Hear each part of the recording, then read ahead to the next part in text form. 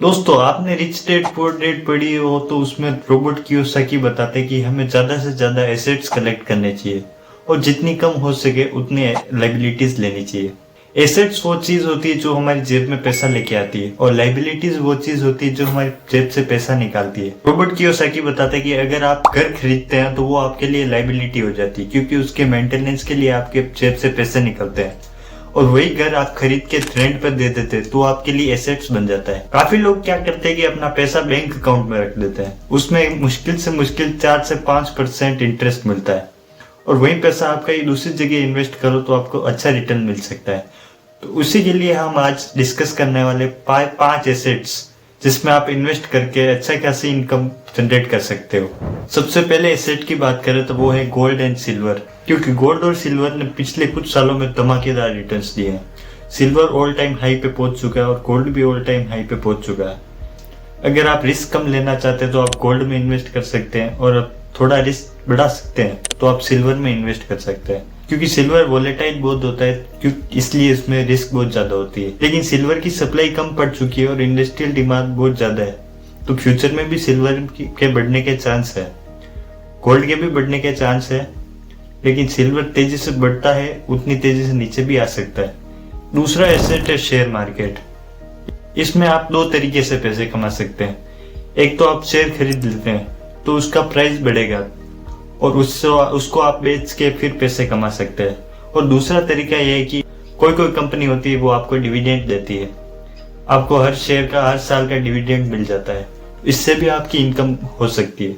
लेकिन share market में risk बहुत ज्यादा होता है, इसलिए आप इसके ETFs खरीद सकते हैं, जैसे कि Nifty 20, Nasdaq, Hang Seng. ETFs के थ्रू आप इंटरनेशनल मार्केट में भी पैसा लगा सकते हैं, क्योंकि इसमें बहुत सारे शेयर का डाइवर्जन हो जाता है, तो इसमें रिस्क बहुत कम होता है, लेकिन इसका रिटर्न बहुत कम होता है शेयर मार्केट के मुकाबले। अगर आप रिस्क लेना चाहते हैं तो आप स्टॉक में इन्वेस्ट कीजिए, और अगर थोड़ा आप कम रिस्क लेना चाहते हैं तो आप ETFs खरीद सकते हैं। तीसरा एसेट है रियल एस्टेट। मान लो आपने कोई प्रॉपर्टी खरीद ली, 1 लाख में आपने कोई प्रॉपर्टी खरीदी, कुछ सालों बाद उसका प्राइस 2 लाख हो गया, तो उसको बेच के आप पैसा कमा सकते हैं। या फिर आपने कोई प्रॉपर्टी खरीदी और उसको आपने किराए पे दे दी, उस प्रॉपर्टी का प्राइस भी बढ़ेगा और उसका किराया भी मिलता रहेगा।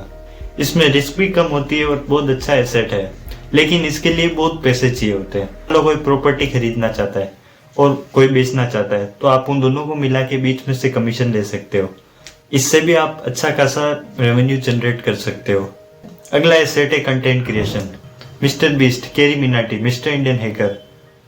आप जान के हैरान हो जाएंगे कि मिस्टर बीस्ट जो है वो यूट्यूब के CEO से भी ज्यादा पैसे कमाते हैं। तो इसमें कितना पैसा कमा सकते हैं आप? काफी लोगों को लगता है कि यूट्यूब से सिर्फ एड रेवेन्यू के पैसे आते हैं। इसका जवाब भी बिल्कुल नहीं, क्योंकि यूट्यूब पे आप ब्रांड प्रमोशन कर सकते हो, अपनी फेस वैल्यू भी बढ़ जाती है, आप अपने प्रोडक्ट का एडवर्टाइजमेंट कर सकते हो, अपने खुद की प्रोडक्ट लॉन्च कर सकते हो, यानी कि यूट्यूब से आपके बहुत सारे इनकम सोर्स खुल जाता है। आखिरी एसेट है, आप अपने पैसे स्किल सीखने में लगा सकते हैं। एक अच्छी स्किल आपको महीने के आराम से 2-3 लाख रुपए कमा के दे सकती है। आप ऐसे स्किल सीख सकते हैं जो बहुत डिमांड में हो।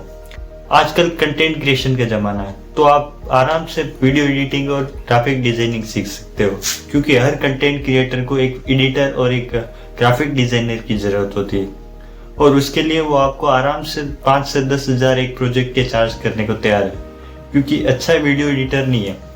एडिटर तो बहुत सारे हैं, आप एक अच्छा एडिटर बन सकते हो। आप थोड़े ज्यादा पैसे लगा के अच्छा सॉफ्टवेयर यूज कर सकते हो, आप कोई अच्छा कोर्स कर सकते हो, इससे आपकी इनकम बहुत हाई चली जाती है। तो उम्मीद करता हूँ आपको ये वीडियो पसंद आई होगी। मिलते किसी नए वीडियो के साथ। जय हिंद।